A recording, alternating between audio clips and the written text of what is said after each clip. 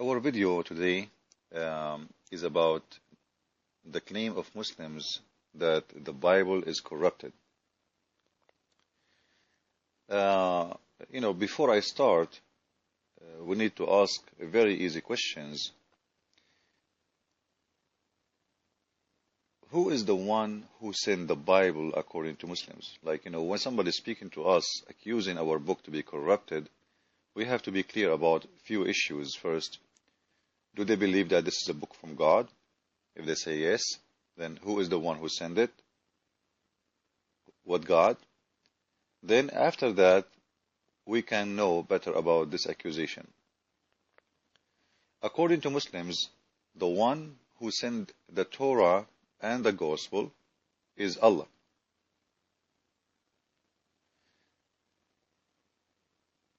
And as long Allah is the one who sent those two books, this means that the one in charge to protect them should be Allah Himself, simply because this is His book. When I say the Bible is my book, it doesn't mean really it is. When I say it is my book, it means it's the book of I follow, but I am not the author of the book. I have no right to claim that this is my book. Then, according to Muslims, if Allah is the one who sent this book, who is the one who owned the book? The answer is Allah. Then, if Allah is the one who sent the book, why Allah, He did not protect His book?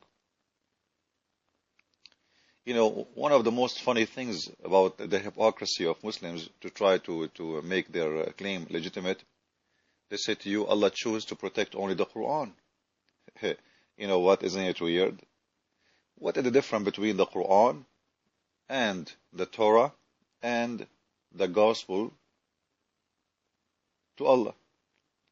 Aren't they all the word of Allah? If one word for Allah is important, the other words should be important too. So simply, Muhammad, he could not find a way to make himself legitimate without accusing others of changing the book. It was the only way, because the other books is totally different from his message. But in here, the Muslims, they forgot that by accusing the Bible to be corrupted, they accuse their God to be weak, fool, and to be evil. Now, what weak and fool and evil have to do with what I'm saying? I will explain to you.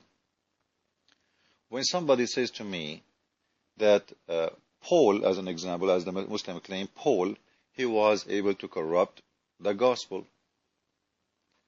So, this gospel was corrupted according to Muslims by Paul.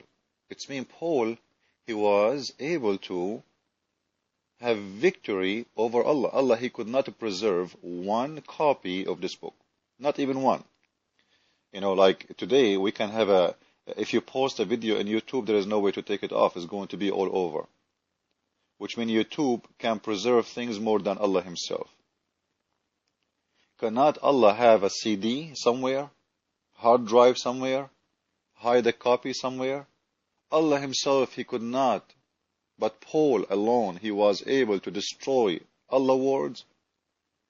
Everything Allah did, He sent Isa, and all the miracles and everything He did is gone for nothing by just a man. This means that Allah must be really weak. And this means that He cannot be God. In the world, today or before, if somebody make a book and this book is published, which means this book became very well known, it's extremely hard to corrupt that book, because if I corrupt one copy, the others will not be corrupted, unless there is only one copy. And regardless of how many copies there is, this is the principality of Allah to protect His book, as long as this is a book sent down from Him.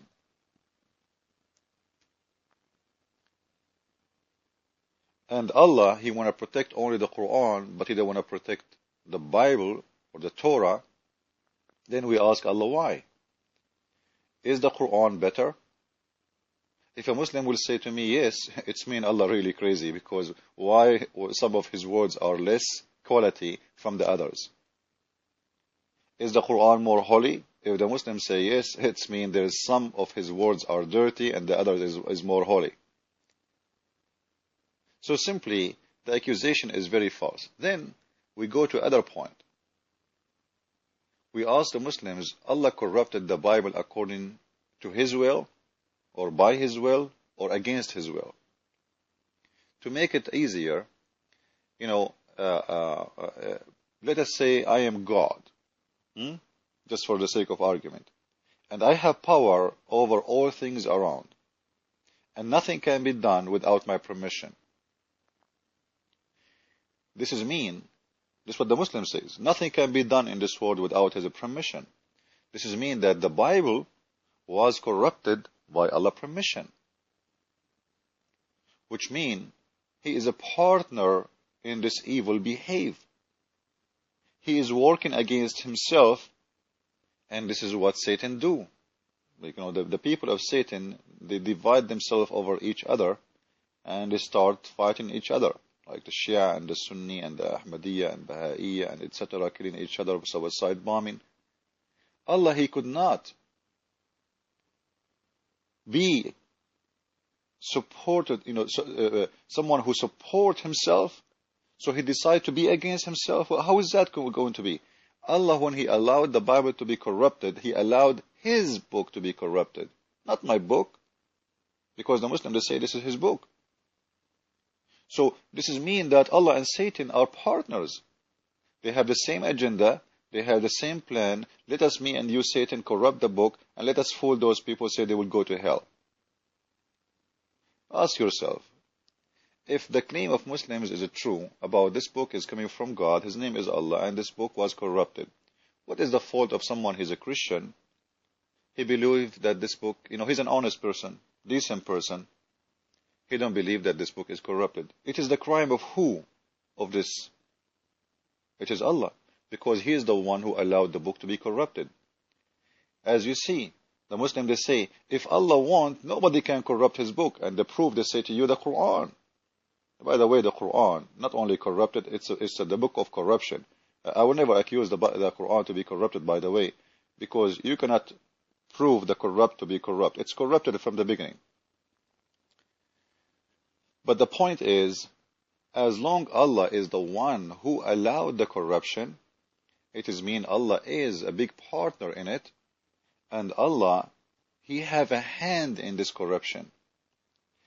If you go, and here somebody will say, well, isn't it this about a free will? People, God give people a free will to do whatever. No, this is not the case. Because in here, it's not about you and about me. It's about Him. This is His word. This is His word.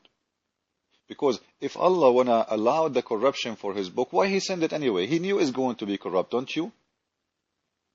Why you send Isa? Why you send Musa? Why you send? If you know they will not accomplish anything. And the most important, forget about what those men did. All the prophets of God. The most important, this is a holy word supposedly for God. If the man who they call him Allah, who he say he is holy and he is God, he sent the book, and this book is a holy book for him, he did not protect his book. It is the fault of who? Simply, it is the fault of Allah.